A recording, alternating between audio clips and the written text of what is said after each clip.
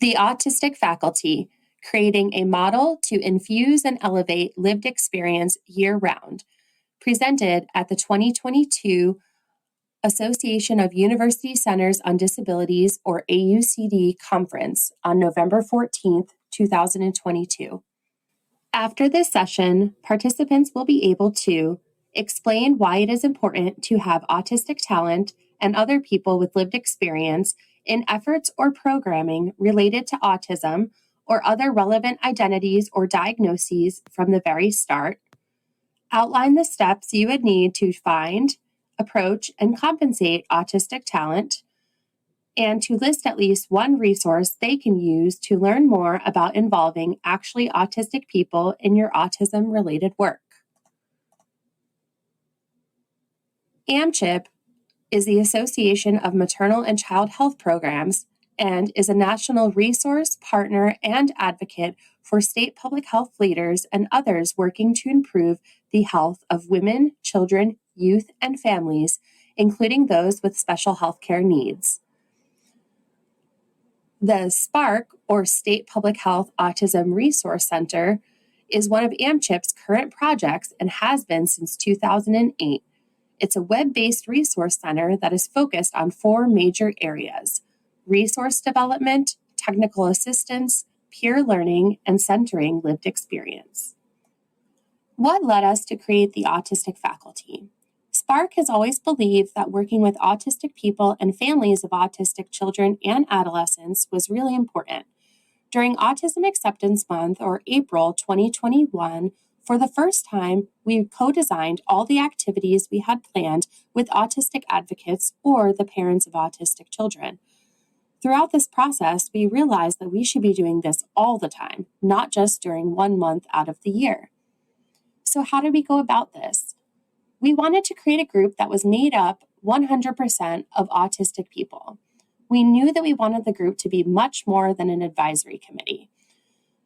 We also knew that we wanted all aspects of the group, such as the mission, activities, and application process, to be decided by the group and not just by SPARC staff.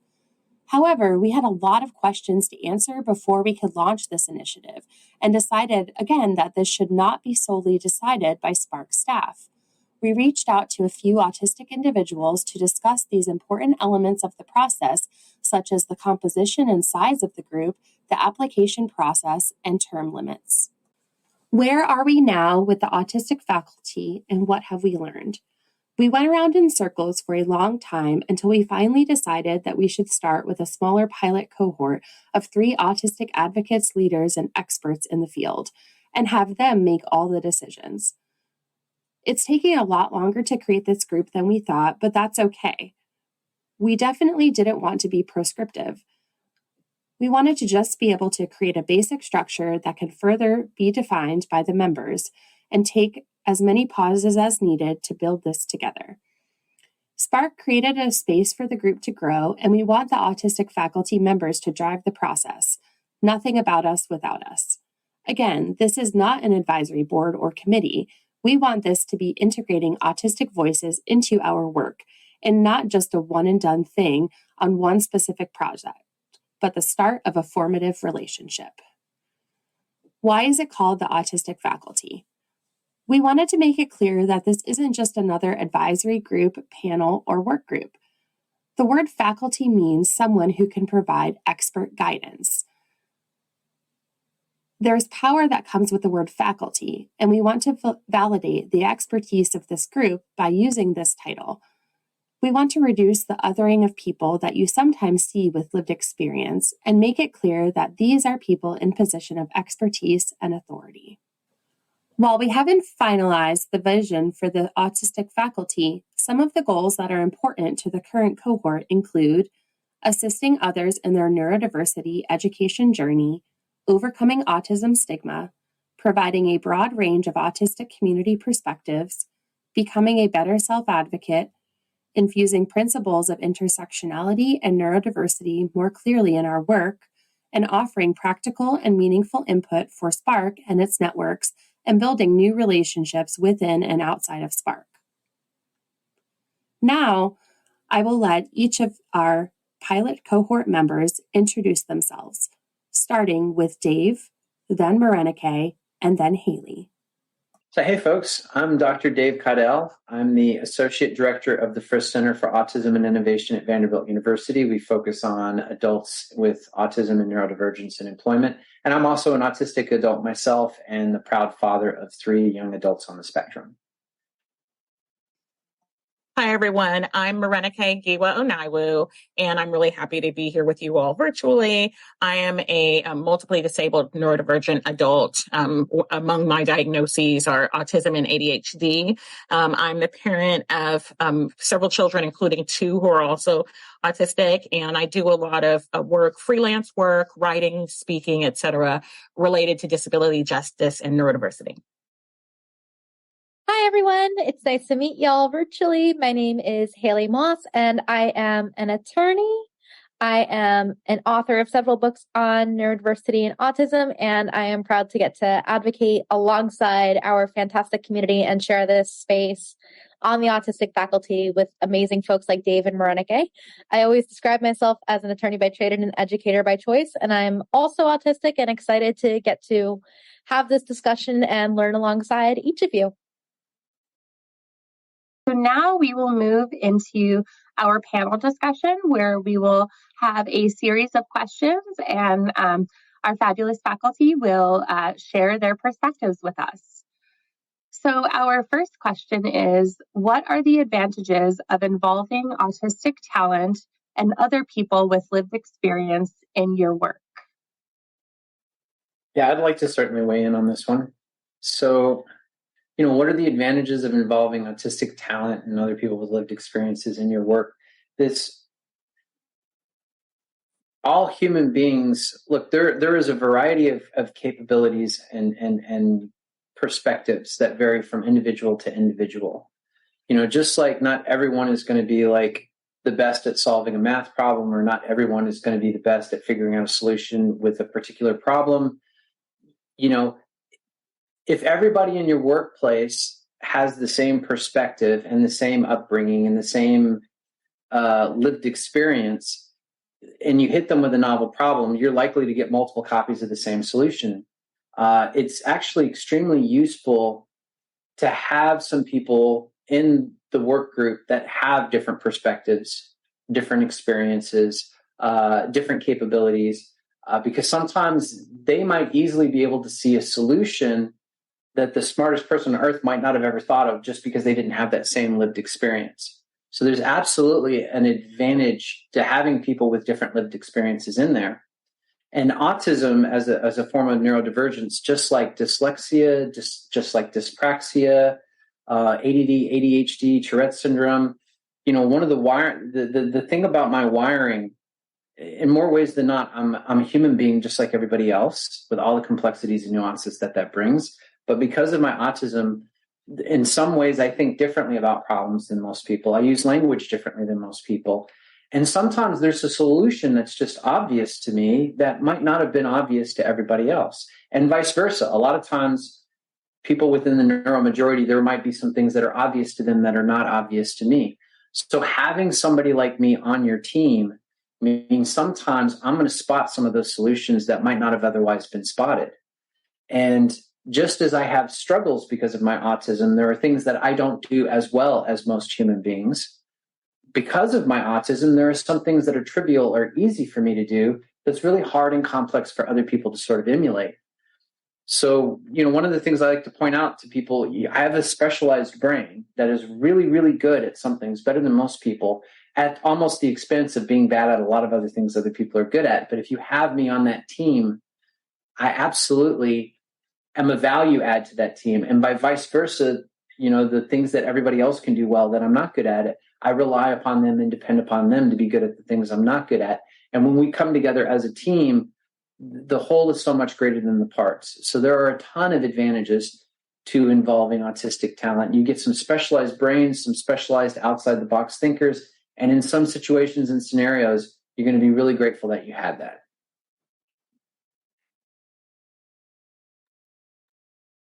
I'm happy to add a little bit more too. And something that also strikes me when we talk about advantages is thinking about who is often not at the decision-making table. a lot of this to me echoes back to the old disability rights adage of nothing about us without us. And when I think a lot about autistic people in particular, we are usually not decision makers in our own conversation. That a lot of the times when you are following autistic and autism related issues, you might encounter different folks who are largely neurotypical or non-disabled doing most of the talking. So having people with lived experience really brings different things to light. And there's things that only someone with lived experience can tell you, as opposed to, say, researchers or even our own family members or caregivers or somebody else entirely. I also love what Dave said about how each of us have things that we're good at and things that we're also not so good at. The same is true for me. But when we are having lived experience, it also might bring different things to the forefront. So even if it's not the person who has, say, specialized knowledge, but there might be things that we're thinking about of how can we make what we're doing more inclusive for everybody? Is that there might be something we didn't even think about that might be inaccessible to a certain group. So in this faculty in particular, something that I think a lot about, especially when we think about the future, perhaps, is involving autistics with intellectual disabilities to make things more accessible for them. And so that things we're doing are accessible to everybody per se. So we have different perspectives. We have perspectives that often go silenced, unheard, or ignored. We're amplifying everybody when we get the chance and making sure that what we're doing really reflects the needs of everybody. And it doesn't just benefit the autistic consumer or person involved in the work, but it genuinely benefits all of us.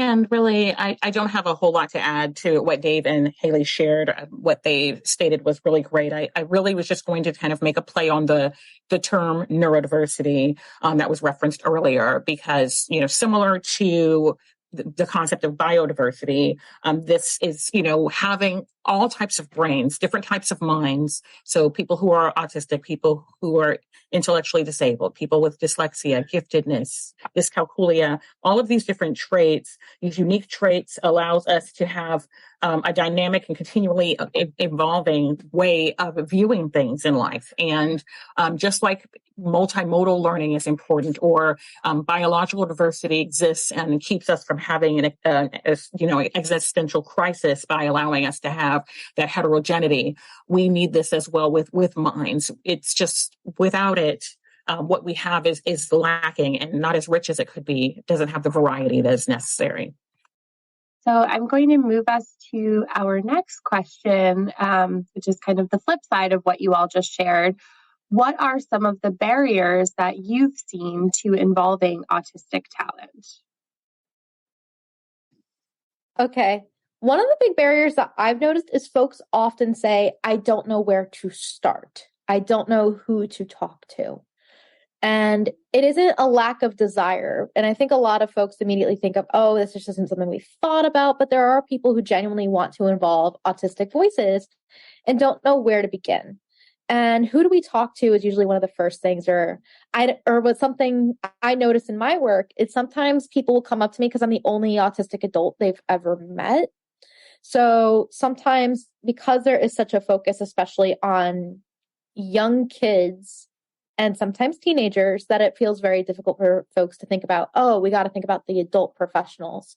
So I always try my best at this point to figure out how do we have a pipeline so that folks can get involved, and also that I have resources for other people as well. So a lot of the times I might get asked a question or to get involved in something that doesn't affect me or isn't relevant to me, but there's someone who has more lived experience in a specific area than I do. And then I know, hey, thank you so much for thinking of me as the one autistic person, but here are 5 other people who have experience that is different than mine based on different demographic factors, lived experience, etc., age, whatever it may be. And then I try to pay it forward that way. So not only does it just uplift the entire autistic community and give more people opportunities, but it also gives some of the different organizations that want to do the right thing more choices than just 1 or 2 people that they presume have all the answers because they don't have access to as many autistics, especially in local communities. I'll go next. I would say that sometimes the barrier to involvement is simply, I shouldn't say simply because it isn't simple, but it is truly structural. People might be, open or not opposed to involving autistic people in a meaningful way, but do not have things coordinated in a way that we can do so. There's a lot of ambiguity in terms of how does one get involved, or what role do you play, or how can you even communicate? Are there ways to communicate in the way that works for our brains? Sometimes there's also specific roles. Haley mentioned the importance of people's different experiences that they have, because, in addition to being autistic, we've also all lived our lives and the different things that we've experienced and learned and have seen. And if you're just put in a box, then it's very difficult for you to be able to share what is necessary and what is helpful if there's already kind of a prescribed idea of, this is what you're supposed to share at this point, and it's supposed to look this way. So really, I think that, looking at concepts such as universal design, and we really truly need to look at this, what people often forget that when we're talking about diversity, equity, inclusion, accessibility, and all of these things, that disability needs to be there, that it is a form of an identity as well. And so it's just like one would meaningfully consider the pronouns or the languaging or the imagery, so that for various groups, it should be the same for those of us who might process or communicate in unique ways. Yeah, I agree. I agree with everything both of my other panelists said. The one thing what I would like to add to it, there are substantial barriers. Over 80% of people on the autism spectrum are unemployed or underemployed. And that includes people with college degrees, even graduate degrees. And it's one of the major things that we focus on at the Frisch Center to try to figure out, to identify the barriers and overcome the barriers. And some of the more common barriers, I think, for people on the autism spectrum, it is a spectrum. It's a multivariable spectrum. Those of us who are talking today who are neurodivergent, we represent a particular part of that spectrum. And I would say for those of us who are verbal and are able to communicate effectively, maybe even eloquently, I think paradoxically, one of the biggest barriers that we have is miscommunication, misunderstandings. Like, we use language in a very literal and precise way. We say exactly what we mean. And that can sometimes come across as we're being rude or blunt or direct, when in reality, we're just trying to communicate effectively. And when some people say one thing and mean something else, or say something and mean the opposite, that can be very confusing for us. So there's a lot of miscommunication that happens both ways. And another major barrier for success for us in the workplace is that, every environment, every professional environment we have that we come together, there are a ton of accommodations there for your average person, but we don't think about them as accommodations when it's something everybody needs. The light level has to be at a level that it's not too bright or too intense. The temperature has to be at a certain level. Even the way we communicate and talk to each other has to be in a professional manner. These are all accommodations to help people thrive and be successful in the workplace. One of the things about being neurodivergent is that what's ideal for us doesn't always perfectly match up to what's ideal for everyone else. And so when we ask for accommodations so we can thrive and be successful too, that might come across, other people might view that as we're wanting special treatment or we're wanting extra treatment or something, when in reality, what we're trying to ask for is the accommodation that we need to thrive.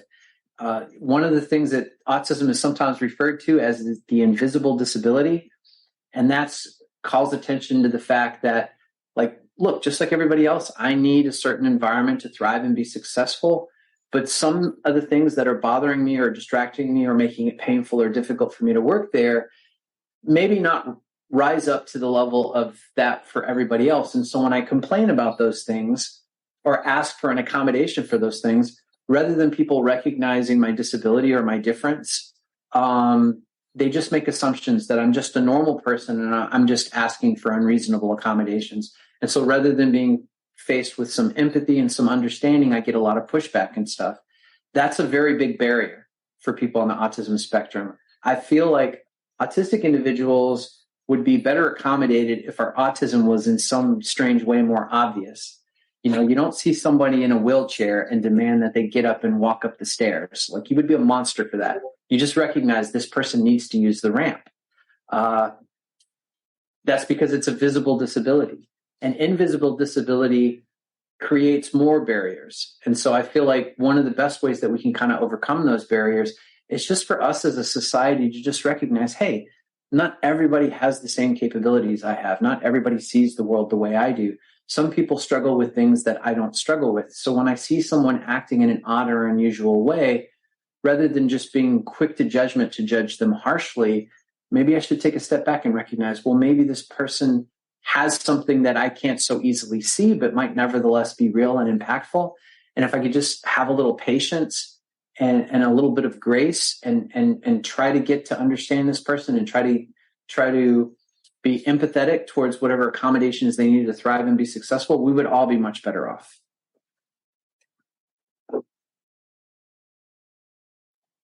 Why is it extra important to start with autistic involvement from the very beginning? Veronica, do you want to kick us off?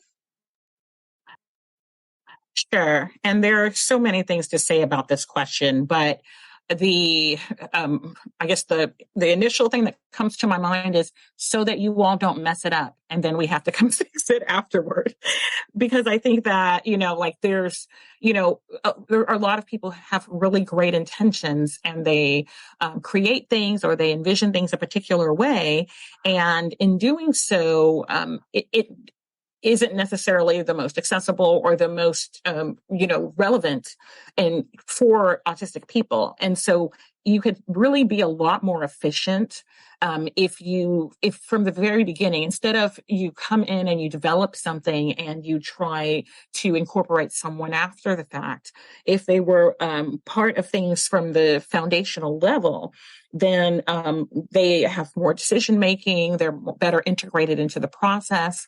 It's known more easily, it's known how to work with one another.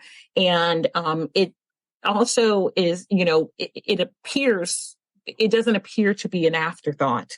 And so it shows true buy-in and true, a true participatory, angle if one does that. I'll just add one brief thing.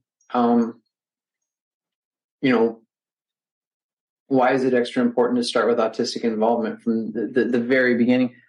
I mean, it would be nice, but we have a lot of existing systems that need to kind of be modified. And there's a lot that science still does not understand about autism, which is why there's such a tremendous need for research. But one of the things we do know, we see some of the case studies of businesses that are built together intentionally for autistic employees as well as other employees.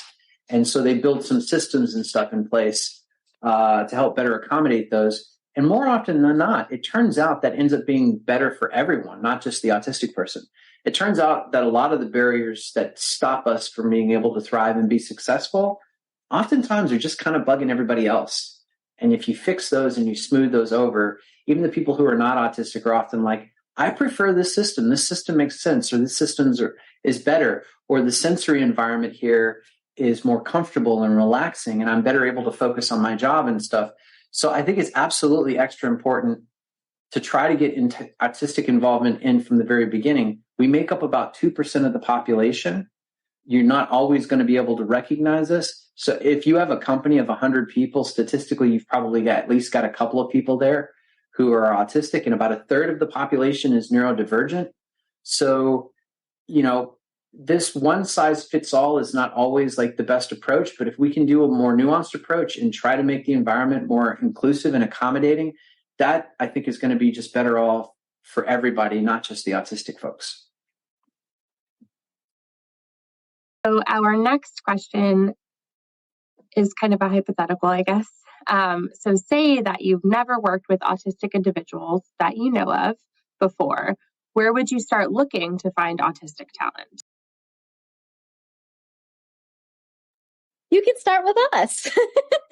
I mean, assuming in this hypothetical you are currently watching us or are learning from us, I know, speaking for myself, I would be happy to point you in the right direction of folks I know, depending on what the initiative is and who I know in my network has a great skill set. But if you're new to learning about autistic people with lived experience and making sure that lived experience is part of things, definitely one thing that I recommend is also checking out your autistic led organizations and initiatives. So there's all sorts of great resources in the nonprofit realm and the university realm. So I know the cool stuff that like Dave is working on and Marinike are working on, like definitely tap into what we have to offer. And I also have gotten things and have had folks work to me that work in consulting. There's all sorts of great disabled and neurodivergent consultants that do this types of stuff. And even some content creators will do their best to help amplify. So I always think that the disability community, generally, we look out for our own and we want to help everybody have that opportunity to thrive. So if you're looking for talent, you can always start with the folks that you know. There are certain dedicated hiring initiatives and other things as well, but I think it really depends on the organization and what your needs are as to what type of autistic talent you need and what you're hoping to have us accomplish. If you're looking at us to inform what you're already doing versus hiring through a neurodiverse hiring program, that's two very different things. So really does depend on the situation. Sorry to give a lawyer answer there, but I'm sure I know I would be happy to point you in the direction that feels best based on what those needs are. And I don't know 100% sure what other amazing resources and ideas that my fellow panelists have, but I'm excited to learn. This is a major point that we at the Frisk Center have been thinking about and working towards. A lot of the companies and corporations that we work with are asking this very exact same question. And so that's something we've explored for the last 5 years. And we now have a number of tools and resources that can kind of help with that. But also we have a nonstop stream of autistic and neurodivergent adults reaching out to us looking for jobs.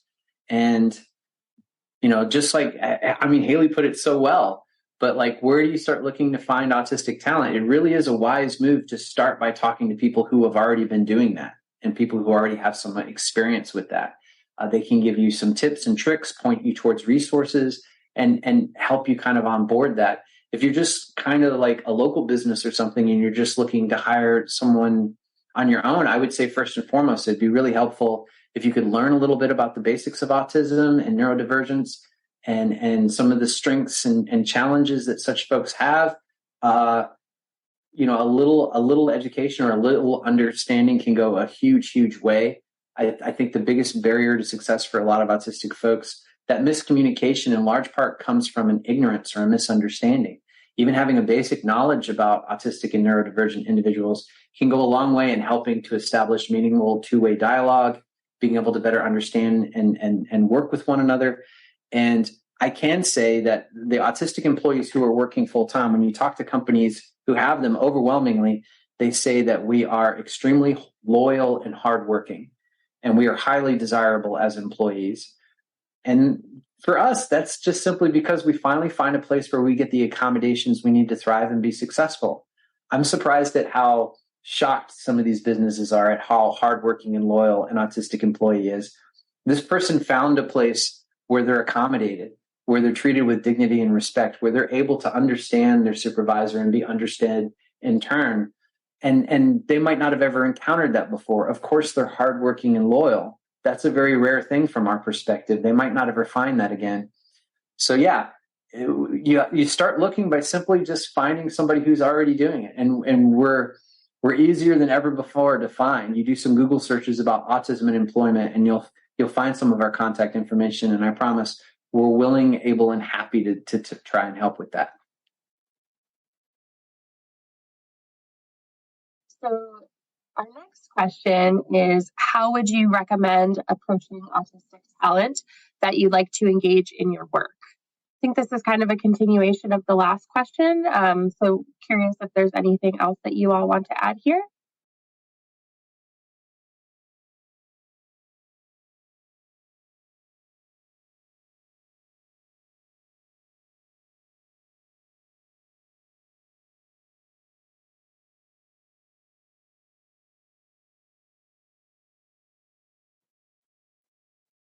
Well, yeah, I would say probably the most Look, those of us who are on the autism spectrum and we're comfortable and willing to like come out to the public and say, hi, I'm Dave, I'm on the autism spectrum. In a lot of ways, we're very unusual for autistic people. Most autistic people are terrified of being outed. They're afraid that you're going to dehumanize them, see them as lesser, make things more difficult for them rather than better. And so they're kind of desperate to kind of mask and walk and talk and try to act like a normal person, which is a survival mechanism we use to thrive and try to be successful in the world, but it comes at a heavy cost.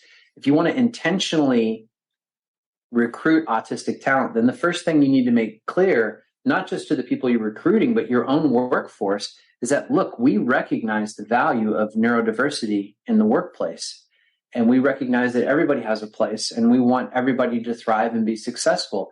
You know, if I'm an autistic employee or potential employee and I'm looking for a business to be recruited by, I'm looking for the ones that I think are most likely to have some understanding of my difference and be willing to work with me and accommodate me so I could thrive and be successful. If I hear any sort of language that hints at that, oh golly gee, I'm going to give those people a really hard look, because that might be the dream job I've been looking for, which for me, a dream job is just a job where I get to be my authentic self and get the accommodations I need to thrive and be successful. And as someone who currently has that, I do a lot of really good work, and it's only possible because I have that environment. For the people who still haven't found that, that's what they're looking for.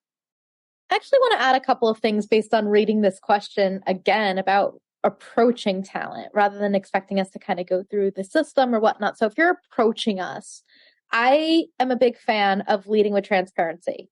Personally, with my autism, I am terrible at reading between the lines on intent. I get asked to do things a lot, and I don't know if it is volunteer. I don't know if it is compensated. I don't know if it's going to last 5 years or 5 days or 5 hours. I am a big fan of really making sure you know exactly what you're looking for, or at least communicating clearly. Is what do you want us to do to engage with your work? Are you looking to hire employees like Dave's describing, or having us enter jobs? Or are you also looking for folks to inform the work you're doing, or, as Marenike warned against, cleaning up the messes that predated us?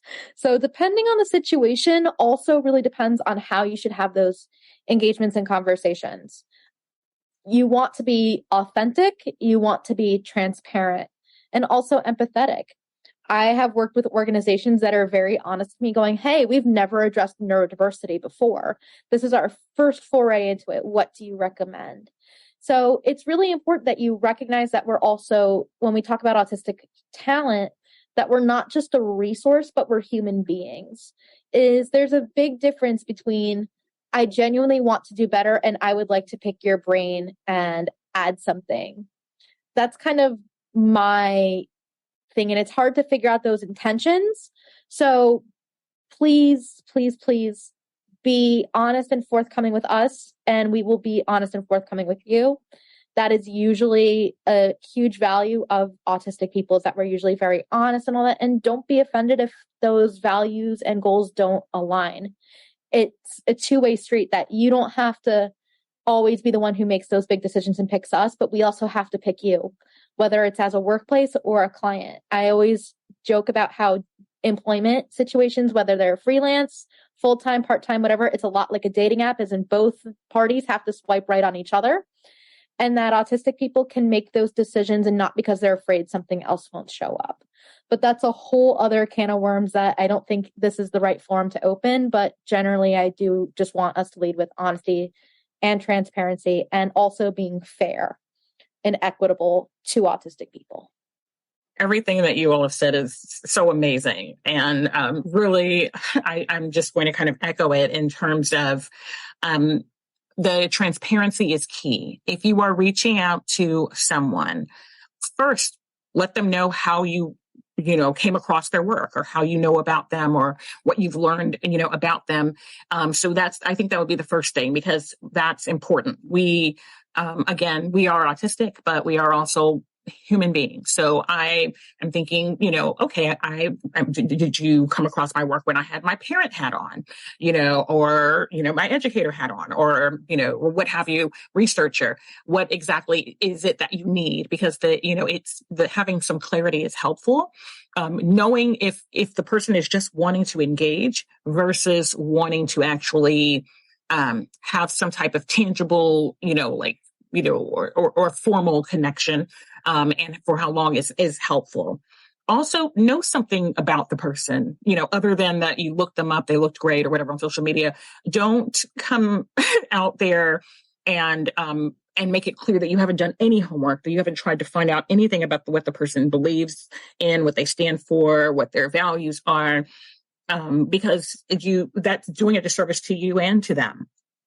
And I'd say this one, there's really no order, but I could say for me, an area that I find very important is don't expect us to operate like non-autistic people.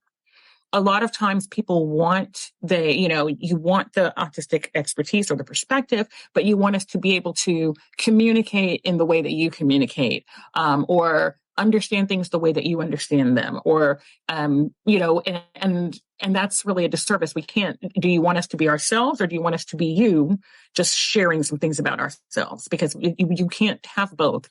As Dave mentioned, there's a huge cost to camouflaging and to trying to fit in. And so I don't want people to think, oh, Marinika's got a doctorate, so you should be able to speak. Well, I might, but I might have been able to speak when I met with you on Zoom, and maybe next week when we're having a meeting, I might need to type to communicate. I might not be able to form words.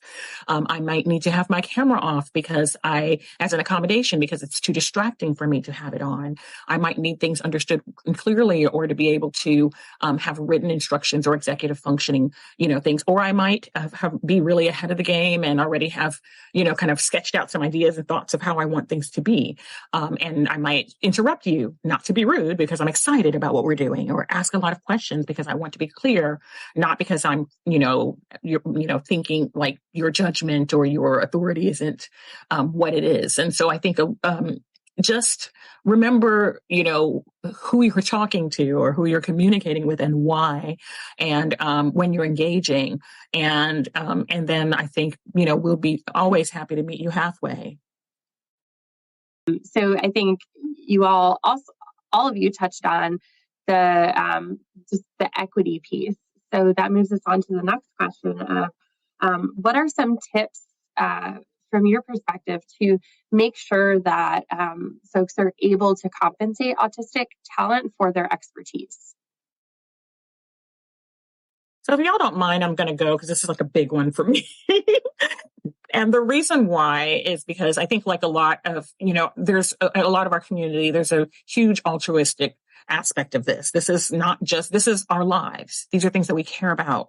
If we want things to be, better for others, we want, so I think that there is I don't know any autistic person who doesn't do a whole lot of things pro bono and grassroots. And, I think that's important. But I think that at the same time, if we value the expertise of an individual, then you need to demonstrate as such. Like you wouldn't ask someone to come to your home and, set up your Wi-Fi, or to, you wouldn't go somewhere and ask someone to do alterations on your clothing and then not expect to pay them, just because they really love this thing. That's not, as particularly when you look at a community where there's so much economic disparity already, in the autistic community. So I think that you can be creative. I understand, we all understand what it's like to work with, to not have a whole lot of things, like you're saying in the South, about having champagne taste and soda money, right? So find ways to be creative. If there are ways to rework budgets sometimes.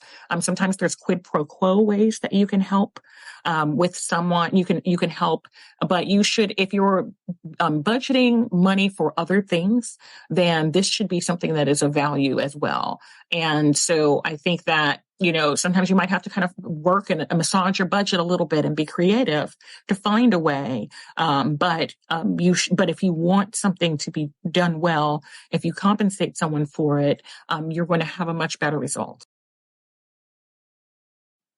So much yes. And also when it comes to compensating folks, I want to be mindful of autistic people who have more precarious financial situations, such as those who might be receiving Social Security benefits and have asset caps that are widely unjust, to put it lightly, but that possibly being compensated in too much or too little of a way can also negatively impact their livelihoods in more ways than one. One thing that I personally deal with when it comes to compensation is folks will say something like, well, this is great for the exposure. And this is something that I got primarily, especially with my own artwork, before I started getting into consulting and doing expertise type stuff. And as many of you, if you've ever met someone who is a creative or an artist, we will all tell you that I can't pay my rent in exposure. Exposure is not currency or something that I can build a life out of. So I'm a big fan, like Marenike said, there's also times that there is that bartering of services, that you can massage a budget. There's so much. And also if you're bringing in other experts of some kind, maybe if it's not even an autistic expert, but maybe you're bringing in an educator, you're doing other things in your diversity, equity, inclusion, belonging, accessibility, whatever it may be. What are you paying them? I know one of the biggest things that always makes me nervous with this is when it comes to panel discussions, is a lot of us get brought in for panels on expertise and they ask you something like, what's your rate? And you don't know what is fair or what is equitable, because I have personally had the experience of being on something like a panel where somebody is getting 3 times as much as another panelist. So a lot of the times I will say, what is equitable based on this situation? And also try to be equitable and even be transparent. If you don't have the budget or something like that, or don't expect simply just free labor. I was literally at a conference selling books 2 weeks ago, and I had people coming up to my table and go, oh, are these free to take? It's like, this is not the library when you have the author signing and having a sign up saying like, hey, this is what's going on. So please make sure to treat us equitably first and foremost, because we are not paid in exposure, that a lot of us genuinely want to do the right thing, but our expertise and lived experience means something. And for some of us, this is our livelihood. And it's really important to be mindful of that with no matter who you're dealing with, and expertise of any kind of all lived experience.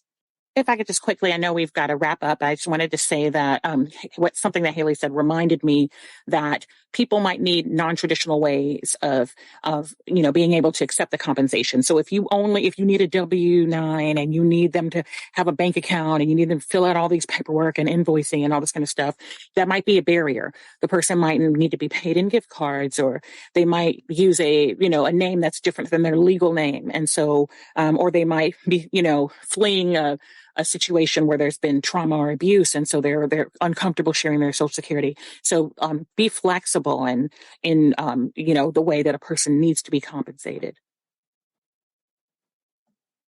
So moving on to our last kind of question, but leaving folks with some resources. You've all shared a lot of actionable ways that people can find, approach, and compensate autistic talent. So if people want to learn more about working with autistic people and others with lived experience, what should they do next? And what resources could they use to learn more? I'll just speak very briefly about this. At the Frisch Center for Autism and Innovation at Vanderbilt University, we are focused specifically on autism and neurodivergence and employment. But anytime somebody comes to us with any question related to autism or any question related to neurodivergence, if we don't have the resources or stuff ourselves, we try to keep a living, active list of resources and such that could help. So if you remember nothing else, the next time you have a question about autism and you're like, well, I want to ask somebody who might know somebody who knows, please reach out to the Frisch Center. We can and do field questions from the public all the time.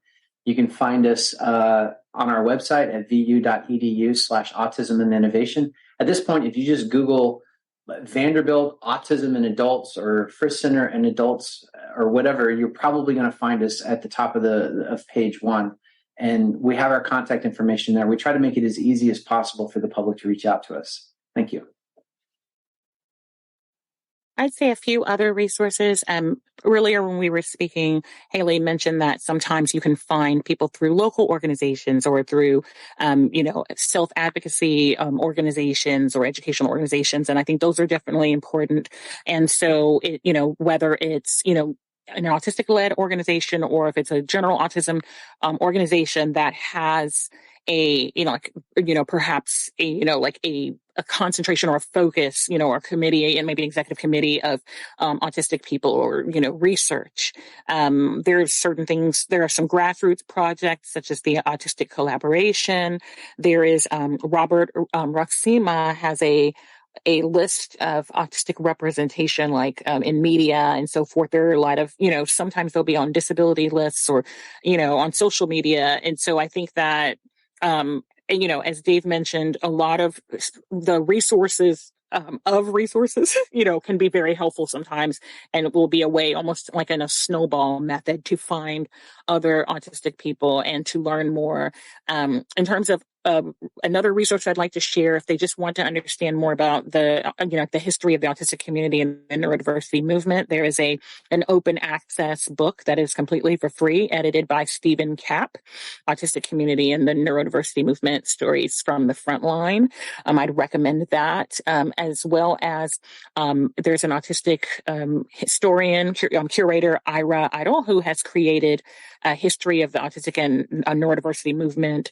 There's a website, there's several lessons that are on like YouTube that are kind of broken down in a way for people to understand. And those are good resources as well. And there is a person called Not an Autism Mom, and that's her website, notanautismmom.com, a neurodivergent mom of autistic children who has a book club where they have more than 100 different books about autism and other types of neurodivergence for children, for teens, for adults. And I would recommend a lot of the books on that list are really, really great resources as well. In addition to the wonderful resources that our panelists offered, we have also linked here on this slide the website for the Frisk Center, which is where Dr. Dave Caudell works, as well as Marenike's website and her resources page, and Haley's website. We've also included the email and website for our Spark team, as well as a website to one of our close partners pages, which is the Autistic Self-Advocacy Network. Thank you so much for listening to this presentation, and we hope that you will keep in touch and continue to learn more as our autistic faculty continues its great work. Thank you.